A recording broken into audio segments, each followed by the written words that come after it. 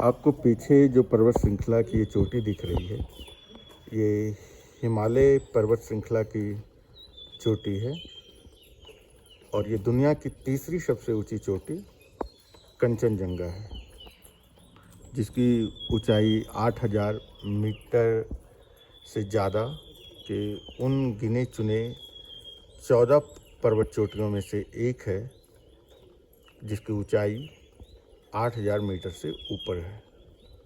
भारत के संदर्भ में अगर बात करें तो भारत की दूसरी सबसे ऊंची चोटी है।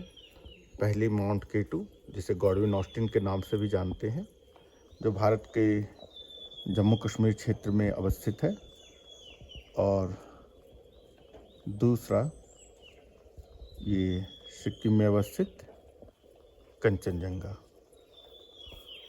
परंतु आप किसी पर्वत चोटी को अगर सिर्फ आप पर्वत चोटी की तरह से अगर देखेंगे तो भारत के संदर्भ में या किसी भी स्थानीय संदर्भ में इसको समझने में पूरी तरह से नाकाम रहेंगे। कोई भी पर्वत चोटी सिर्फ पर्वत चोटी नहीं होती है, बल्कि उसके पीछे अपनी भौगोलिक, कहें तो अपनी समृद्ध भौगोलिक, ऐतिहासिक, सामाजिक, सांस्कृतिक विरासत भी होती है। और इस विरासत को अगर आपको समझना है तो मैं एक छोटी सी कहानी आपके साथ शेयर करता हूँ। जब पहली बार कंचनजंगा के एक्सपीडिशन के लिए दल सिक्किम के राजा से इसकी अनुमति मांगने के लिए गया, तो सिक्किम के राजा ने तब इसकी अनुमति देने से मना कर दिया, क्योंकि वह सिर्फ एक पर्वत चोटी नहीं थी जिस तरीके से पर्वतारोहियों का दल इसे देख रहा था, बल्कि ये उनकी धार्मिक, सामाजिक, सांस्कृतिक आस्था का भी प्रतीक था। और ये सिक्किम और उसके आसपास के क्षेत्र, दार्जिलिंग, पूरा नॉर्थ ईस्ट, इन सारे क्षेत्र के लिए और भारत के संदर्भ में भी हमेशा से जो हिमालय की चोटियाँ जो रही हैं वो बेहद पूजनीय रही हैं।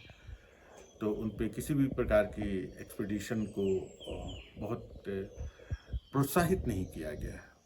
तो सिक्किम के राजा ने को जब काफ़ी मनाया गया तो उन्होंने बाकायदा पूजा कर कर माँ कंचनजंगा से इसकी माफ़ी मांगी और पर्वतारोहियों के दल से ये आश्वस्ति भी लिया कि आप उन पे पैर नहीं रखेंगे, और पहले आप अपना पैर नहीं रखेंगे सबसे पहले।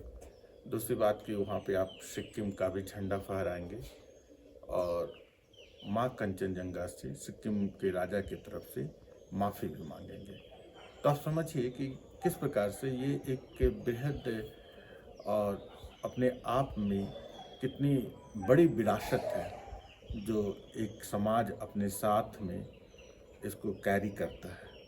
तो आपको उस समृद्ध सामाजिक सांस्कृतिक विरासत को आप समझेंगे, तभी आप पर्वतों को समझ पाएंगे, तभी आप यहाँ पर आने के अपने उद्देश्य को समझ पाएंगे, और यात्राओं की जो एक खूबसूरती होती है पहाड़ों की, आप इसे भी समझ पाएंगे। धन्यवाद।